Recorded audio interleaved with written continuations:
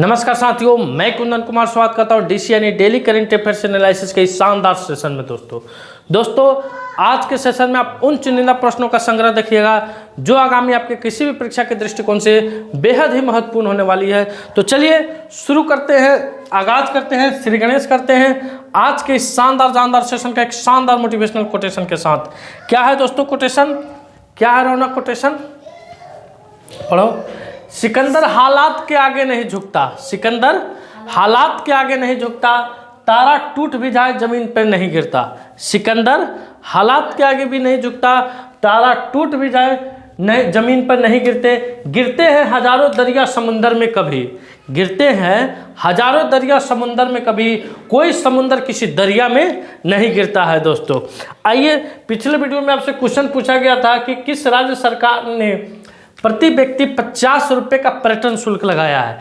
किस राज्य सरकार ने प्रति व्यक्ति 50 रुपये का पर्यटन शुल्क लगाया है दोस्तों?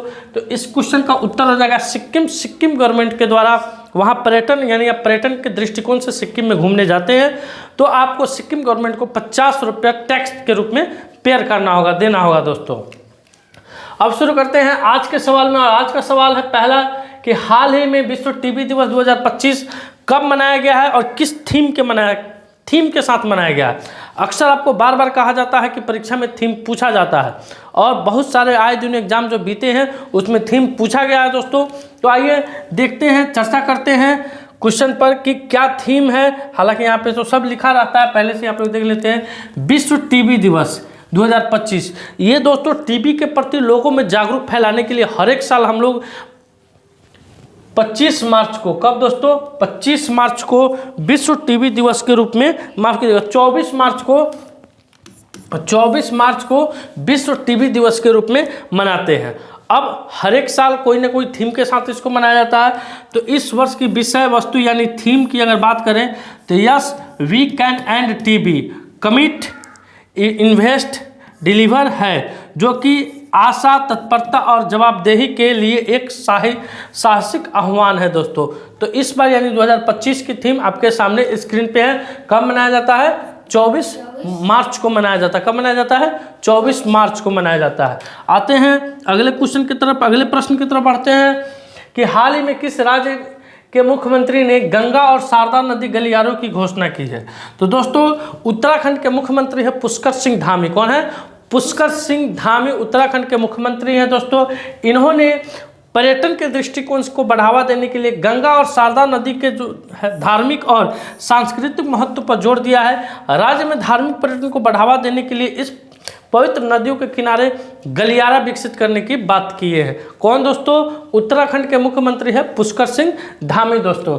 तो इस क्वेश्चन का उत्तर क्या होने वाला है? Option number 2 Uttarakhand. क्या होने वाला है? Option number 2 Uttarakhand. आते हैं अगले प्रश्न की तरफ। अगला देखते हैं कि क्या है। उत्तराखंड के बारे में कुछ फैक्ट दिया गया है। उत्तराखंड के मुख्यमंत्री ने एकल महिला स्वरोजगार योजना शुरू की है और 30वें राष्ट्रीय खेलों की पदक तालिका में सर्विसेज स्पोर्ट्स कंट्रोल बोर्ड शीर्ष पर रहा है।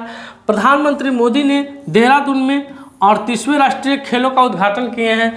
उत्तराखंड सरकार ने कार्बन न्यूट्रलिटी हासिल करने के लिए आइसलैंड के साथ समझौता किया है। 38वें राष्ट्रीय खेल की मशाल को तेजस्विनी नाम दिया गया है। 8वां कौतिक अंतर्राष्ट्रीय फिल्म महोत्सव नैनीताल में हुआ है। उत्तराखंड के वन विभाग ने महाभारत पर आधारित एक उद्यान विकसित किया है। 10वीं विश्व आयुर्वेद कांग्रेस एवं आरोग्य एक्सपो का आयोजन देहरादून में किया गया है। ये दोस्तों उत्तराखंड राज्य से संबंधित कुछ महत्वपूर्ण फैक्ट है जो पिछले दिनों आपको वीडियो में पढ़ाया गया था।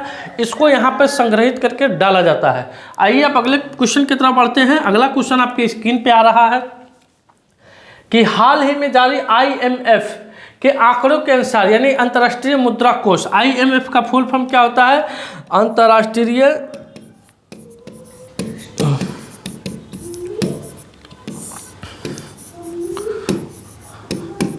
मुद्रा कोष।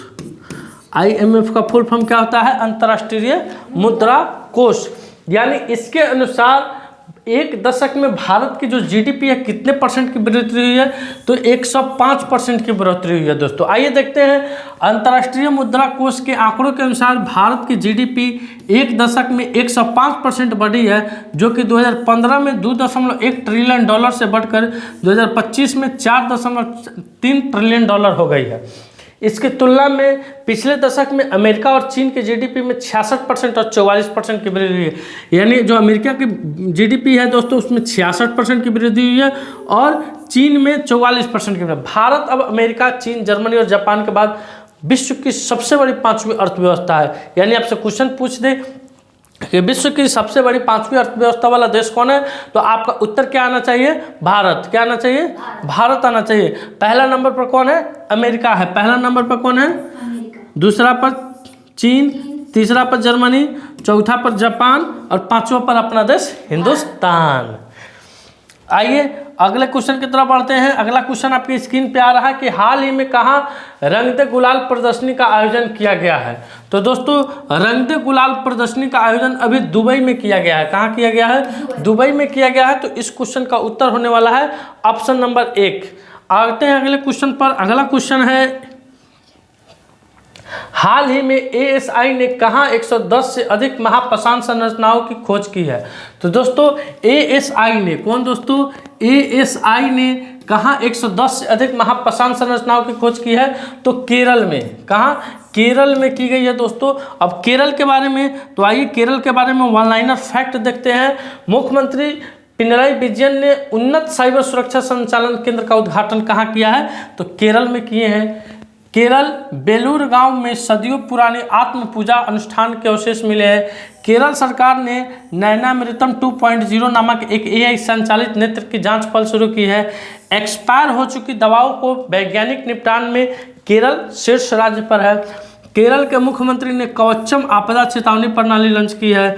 29वां अंतर्राष्ट्रीय केरल फिल्म महोत्सव तिरुवनंतपुरम में शुरू हुआ है। केरल सरकार ने नए किसान सेवा केंद्र आश्रय शुरू किए हैं। नेहरू ट्रॉफी बोट रेस का 70वां संस्करण अलपुझा में आयोजित किया गया है। तो ये केरल से वन लाइनर है जो आपके सामने स्क्रीन पर है, आप इसका स्क्रीनशॉट लेके नोट कर सकते हैं। आइए अगले क्वेश्चन पर। अगला क्वेश्चन है कि हाल ही में किसे संगीत अकादमी का संगीत कला निधि पुरस्कार मिला है। तो दोस्तों आर.के. श्रीराम कुमार को, किसे? आर.के. श्रीराम कुमार को संगीत अकादमी का संगीत कला निधि पुरस्कार से इन्हें सम्मानित किया गया है। तो इस क्वेश्चन का उत्तर होने वाला है option number 1 R K. Shriram Kumar दोस्तों। आइए अगले क्वेश्चन की तरफ बढ़ते हैं। अगला क्वेश्चन है, कुछ और पुरस्कार है वन लाइनर के तौर में यहाँ दिया गया है। दलाई लामा ने शांति और स्थिरता के लिए गोल्ड मरकरी पुरस्कार देते हैं। जय श्री वेंकटेशन को आर्द्रभूमि के विवेकपूर्ण उपयोग के लिए रामसर पुरस्कार मिला है। डॉक्टर दिनेश साहरा को HBTU से लाइफ टाइम अचीवमेंट अवार्ड मिला है। फोर्ब्स इंडिया के लीडरशिप अवार्ड्स से जय शाह को सम्मानित किया गया है। समीर कनोडिया को CEO of the year award से सम्मानित किया गया है। सुनील भारती मित्तल को ब्रिटेन से मानद नाइटहुड की उपाधि मिली है। इंद्र चंद्रशेखरन को ब्रिटिश साम्राज्य का सबसे उत्कृष्ट आदेश सम्मान मिला है। हुरून इंडिया डॉक्टर राज पी नारायणन को फिनटेक इनोवेशन के लिए सम्मानित किया है। तो ये दोस्तों पुरस्कार से संबंधित कुछ फैक्ट है जो आपके सामने वन लाइनर के तौर पे दिया गया है। रौनक मोबाइल। आइए अगले क्वेश्चन पर कि हाल ही में पारंपरिक शिग्मो महोत्सव 2025 कहाँ शुरू हुआ है। तो दोस्तों शिग्मो महोत्सव 2025, क्या शिग्मो महोत्सव 2025, इसका आयोजन गोवा में शुरू हुआ है। गोवा की राजधानी कहाँ है? पणजी है। मुख्यमंत्री प्रमोद सावंत है दोस्तों। आइए गोवा के बारे में देखते हैं। वन लाइनर आया है, 10वें भारत के विज्ञान फिल्म महोत्सव का उद्घाटन गोवा की राजधानी पणजी में किया गया है। 24वीं राष्ट्रीय पैरा स्विमिंग चैंपियनशिप गोवा में हुई है। 55वां भारतीय अंतर्राष्ट्रीय फिल्म महोत्सव गोवा में आयोजित किया गया है। गोवा में स्वदेशी रूप से विकसित प्रदूषण नियंत्रण पोत समुद्र पथ लॉन्च किया गया है। World audio visual and entertainment summit 2024 का आयोजन गोवा में किया गया। भारतीय नौसेना ने INS त्रिपुट को गोवा में लॉन्च किया है। गोवा विधानसभा में अनुसूचित जनजाति आरक्षण के लिए विधेयक पेश किया गया है। तो ये किस राज्य से संबंधित फैक्ट है? गोवा से। किस राज्य से? गोवा। राजधानी कहाँ है? पणजी। राजधानी पणजी। आइए अगले क्वेश्चन पर, किस आईआईटी द्वारा हैक द फ्यूचर हैकथॉन सफलतापूर्वक संपन्न किया गया है? किस आईआईटी द्वारा हैक द फ्यूचर हैकथॉन सफलतापूर्वक संपन्न किया गया है? तो आईआईटी गांधीनगर के द्वारा। किसके द्वारा? आईआईटी गांधीनगर के द्वारा दोस्तों 36 घंटे के हैक द फ्यूचर हैकथॉन की मेजबानी की, जिसमें आईआईटी, एनआईटी और आईआईटी जैसे शीर्ष संस्थान के 18 टीमों ने इसमें हिस्सा लिया।